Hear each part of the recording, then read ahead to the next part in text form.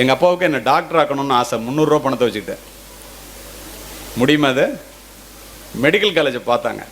ஒரு தந்தை மருத்துவ படிப்பின் மீது எந்த அளவிற்கு ஆர்வம் வைத்திருந்தார் என்பதை பார்த்து நான் அதிர்ந்து நின்ற தருணம் அது. ஒரு ஏழை விவசாயி, உன்னதான் டாக்டர் ஆக்க முடியலப்பா, இந்த மருத்துவக் கல்லூரியினுடைய சுவற்றையாவது தொட்டு பார்த்து விட்டு வருகிறேன் என்று என்னை நிற்க வைத்து விட்டு மெடிக்கல் காலேஜ் செவுத்த போய் தொட்டு பார்த்துட்டு அழுதுகிட்டே வந்தாங்க.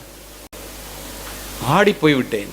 என்னுடைய தந்தையினுடைய கண்ணிலே கண்ணீரை பார்த்தவுடன், தான் ஆடாவிட்டாலும் தசையாடும் அல்லவா.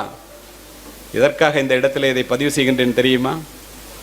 ஏழ்மை குடும்பத்திலிருந்து இங்கு வந்து படிக்கின்ற, மத்தியதர குடும்பத்திலிருந்து படிக்கின்ற மாணவ செல்வங்களே, பெற்றோர்களினுடைய வறுமையை, கஷ்டத்தை, சிரமத்தை அப்படியே உள்வாங்கிக் கொண்டீர்களே, ஆனால் என்ன மாறுதல் ஏற்படும் என்று பாருங்கள்.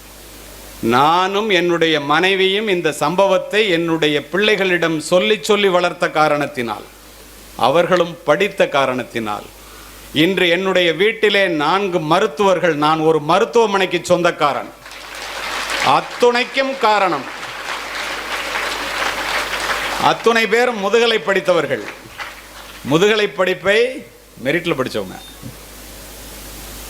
கிராமத்தில் வேலை பார்க்குறாங்க. ஏன் தெரியுமா இதை சொல்கிறேன்? படிப்பு ஒன்று தான் தலைமுறை மாற்றத்தை உருவாக்கும். வேறு எதுவும் நிரந்தரமானதல்ல.